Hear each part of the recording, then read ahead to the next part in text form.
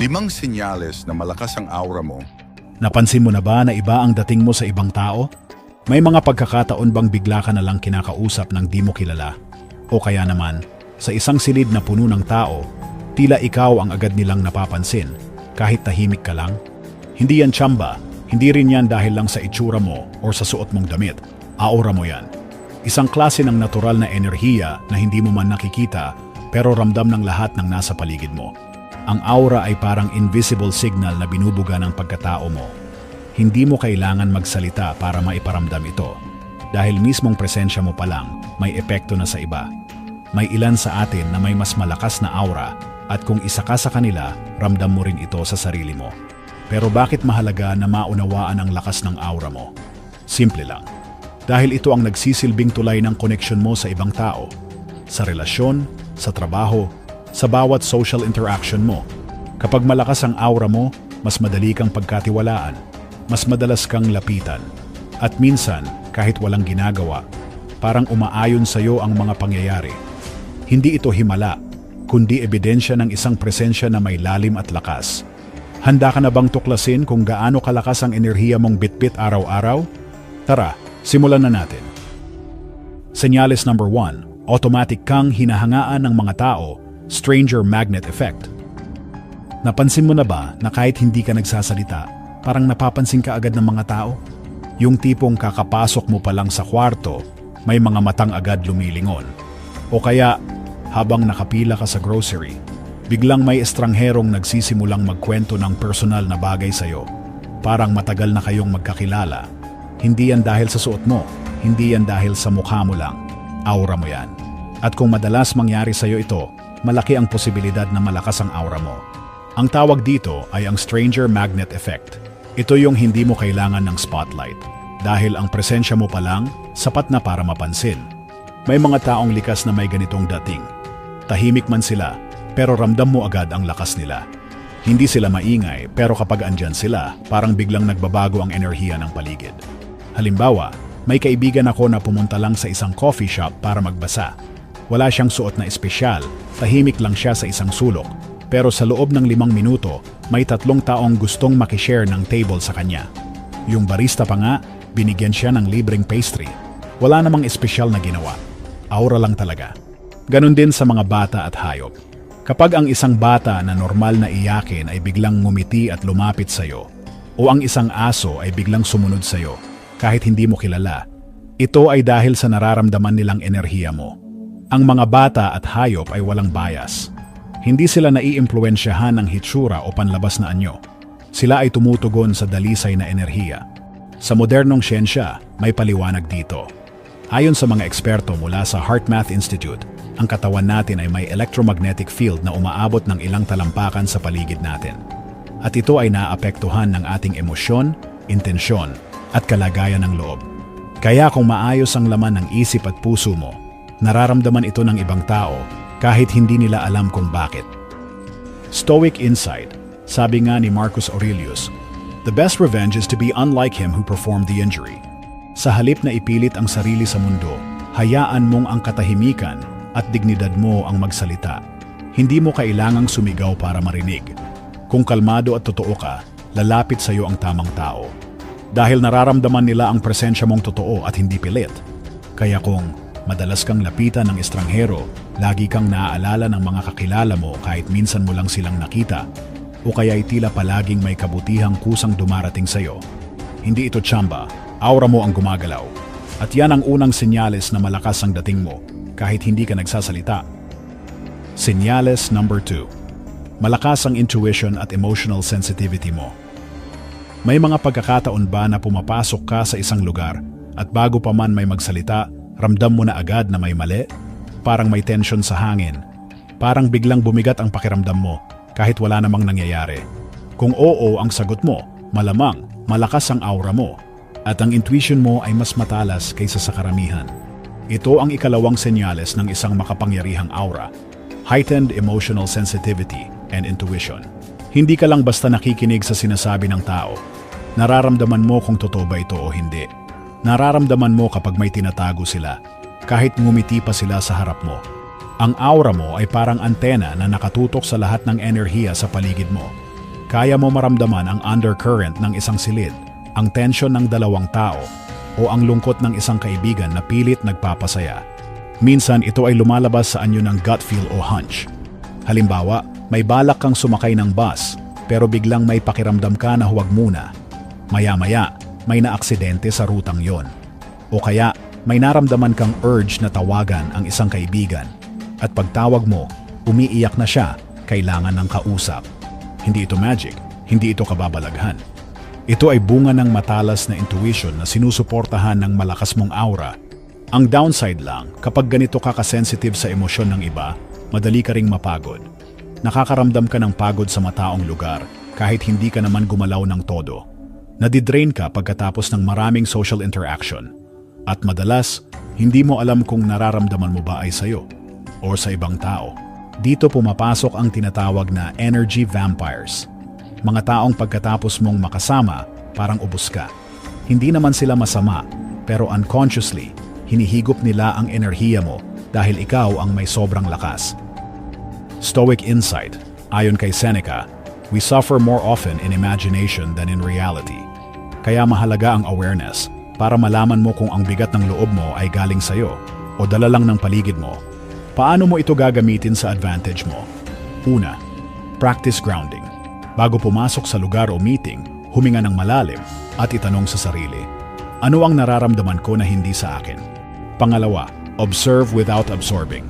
Bilang isang stoic, mahalaga ang distansya ng emosyon sa sarili. Hindi lahat ng nararamdaman mo ay kailangan mong ireakan. Kapag ginamit mo ang heightened sensitivity na ito ng tama, magiging superpower mo ito. Magiging mas mahusay kang kausap, leader, kaibigan, o tagapayo. Dahil ramdam mo ang hindi kayang sabihin ng salita. Kung madalas kang may kutob, may malalim na empathy, at mabilis makapick up ng energy shifts sa paligid. Senyales ito na ang aura mo ay hindi lang malakas, kundi matalino. Senyales number 3, may physical effect ang aura mo. Minsan ba napansin mong pagdaan mo sa ilalim ng streetlight, bigla itong namamatay? O kaya, bigla na lang naglalag ang computer mo kapag mainit ang ulo mo? Mabilis madrain ang battery ng phone mo kahit bagong charge lang?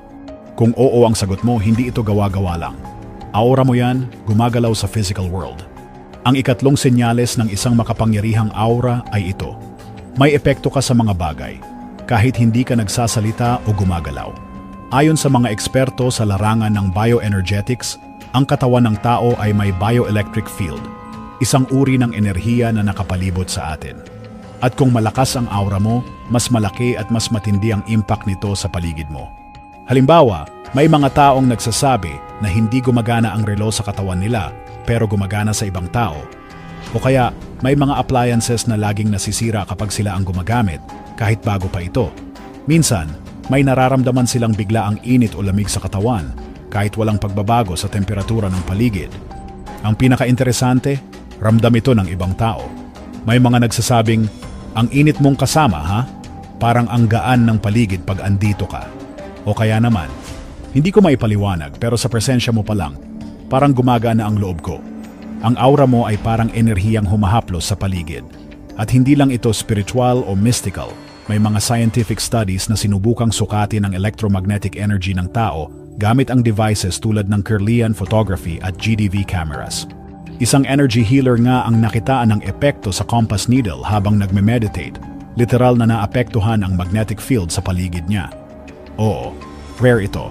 Pero ang point, even modern tools are starting to detect what spiritual traditions have always known. Stoic insight, sabi ni Epictetus, you are not disturbed by things, but by your perception of things. Pero paano kung ang presensya mo mismo ang nakakagambala o nakakapagpabago sa mga bagay sa paligid mo? Dito mo makikita ang responsibilidad na dala ng isang malakas na aura. Hindi ito laruan o simpleng aesthetic. Ito ay kapangyarihang may epekto sa kapwa at sa espasyong ginagalawan mo. Kaya kung napapansin mong may mga kakaibang pangyayari kapag ikaw ay present, ramdam ng iba ang init o lamig mula sa'yo, o bigla kang kinikilabutan kahit walang dahilan, ito'y malinaw na senyales. Hindi lang malakas ang aura mo, aktibo ito. Buhay na buhay. Ang tanong, ginagamit mo ba ito sa kabutihan? O pinapabayaan mo lang itong mangyari nang hindi mo nauunawaan? Minsan, hindi mo kailangang makita ang enerhiya mo. Sapat nang makita mo ang epekto nito sa teknolohiya, sa paligid, at higit sa lahat, sa mga tao. Senyales number 4, marunong kang magtakda ng boundaries, natural energy management. May mga araw ba na pagkatapos ng isang social gathering, kahit masaya naman, bigla ka na lang napapagod? Parang gusto mo lang mapag-isa. Tahimik, walang kausap, walang istorbo. Hindi ka mahiyain, hindi ka KJ. Ang totoo, ito ay senyales na malakas ang aura mo at marunong kang magtakda ng natural na boundaries. Ito ang ika-4 na senyales ng isang makapangyarihang aura. May likas kang kakayahan na protektahan ang sarili mong enerhiya. Hindi ito common sa lahat. Habang ang ibang tao ay parang hindi mapakali kapag nag-iisa, ikaw naman ay marunong magpahinga emotionally at energetically. Alam mo kung kailan ka magre-recharge. Alam mo kung kailan sapat na ang pakikisalamuha. At alam mo rin kung kailan mo kailangang umalis, kahit mukhang masaya ang lahat. Bakit ganito? Dahil ang aura mo ay parang ilaw ng lighthouse. Lumalabas ito sa lahat ng direksyon, naggagabay sa iba. Pero matindi rin ang konsumo sa enerhiya. Hindi mo sinasadya pero inaabsorb mo ang emosyon at stress ng ibang tao. Kaya kahit hindi ka naman direktang sangkot, pag may away sa paligid, ikaw ang nauubos. Ito rin ang dahilan kung bakit mas gusto mong maglakad mag-isa, magka-room mag-isa sa biyahe, o magkaroon ng personal space, kasi aware ka sa sarili mong kapasidad. Stoic insight. Sabi ni Marcus Aurelius, "The happiness of your life depends upon the quality of your thoughts." Kaya kung binabaha ka ng emosyon ng ibang tao, hindi mo na maririnig ang sarili mong isip. Ang mga taong may malakas na aura ay likas na sensitive. Kaya natututo silang gumamit ng mga proteksyon. Visualization. Isipin mong may liwanag na bumabalot sa katawan mo, parang energy shield. Grounding. Bago pumasok sa stress na lugar, mag-imagine ka ng ugat mula sa paa mo papunta sa lupa para hindi ka matangay ng emosyon. Cleansing. Pag-uwi, mag-visualize ka na parang may waterfall ng golden light na nililinis ka. At eto pa, kapag ikaw ay nasa isang lugar, nag-iiba ang atmosphere. Biglang bumabait ang mga tao, bumabagal ang tensyon, tumatahimik ang gulo. Hindi mo man pinapansin, pero inaayos ng aura mo ang energy ng buong silid. Ang tawag dito ng mga energy workers ay harmonizer. Hindi ka lang sensitive, ikaw mismo ang nagbabago ng emosyon ng grupo. Pero tandaan, hindi mo responsibilidad ang ayusin ang lahat. Responsibilidad mo lang protektahan ang sarili mo para magpatuloy kang maging ilaw, hindi uling. Kung instinct mo ang umiwas kapag mabigat ang energy o gusto mong mapag-isa para ma-recharge, iyan ay senyales na malakas ang aura mo at marunong kang pahalagahan ang sarili mong enerhiya. Senyales number 5, malakas kang mag-manifest at laging may synchronicity sa buhay. May mga bagay ba sa buhay mo na parang sobrang sakto ng timing? Yung iniisip mo lang ang isang tao, tapos bigla siyang nag-message. O kaya, may kailangan kang impormasyon, tapos biglang may librong bumagsak sa shelf, eksakto sa hinahanap mo?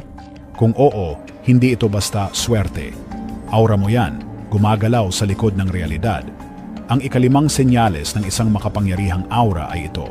Mas malakas kang mag-manifest at madalas kang makaranas ng synchronicity. Ibig sabihin, ang mga intensyon mo ay mas mabilis na nagkakatotoo. Ang mga pangyayari sa paligid mo ay tila umaayon sa kung anong nilalaman ng isip at damdamin mo. Ang tawag ng iba rito ay Law of Attraction. Ang tawag ng Stoics, alignment ng isip at aksyon. Kapag malinaw ang gusto mo, tahimik ang loob mo, at buo ang tiwala mo, ang mundo ay kusang gumagalaw pabor sa'yo. Madalas mong maranasan ang repeating numbers tulad ng 111, 222 o 444, animal signs o biglaang paglitaw ng ibon, paru-paro o hayop na may kahulugan. Song lyrics sa radyo na parang eksaktong sumasagot sa tanong mo. Panaginip na nagbibigay ng solusyon sa problema mo. Hindi ito magic, hindi rin ito kababalaghan. Ito ay bunga ng aura mong malakas, malinaw at aligned sa intensyon.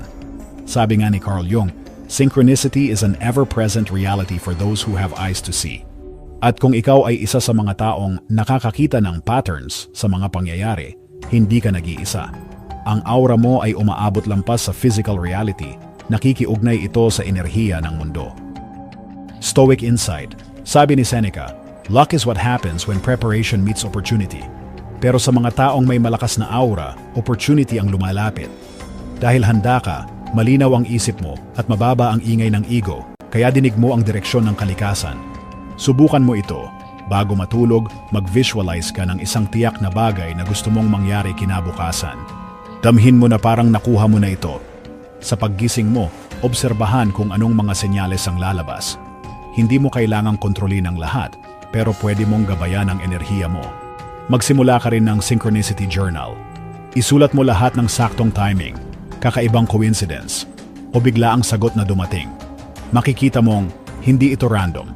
Ito ay tugon ng mundo sa aura mong makapangyarihan. Kaya kung madali kang makahanap ng solusyon, madalas kang sinasabing swerte at nararanasan mong parang inaayos ng universe ang mga bagay-bagay para sa'yo. Hindi ito aksidente. Ito ang huling patunay. Malakas ang aura mo at aktibo kang co-creator ng kapalaran mo. Ngayong natuklasan mo na ang 5 senyales ng isang makapangyarihang aura, tanong ko sa'yo, alin sa mga yon ang pinakatumama sa'yo?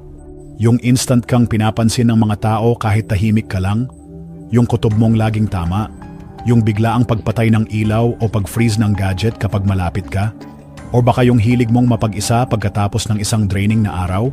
O yung mga pagkakataong parang sinasagot ng mundo ang iniisip mo?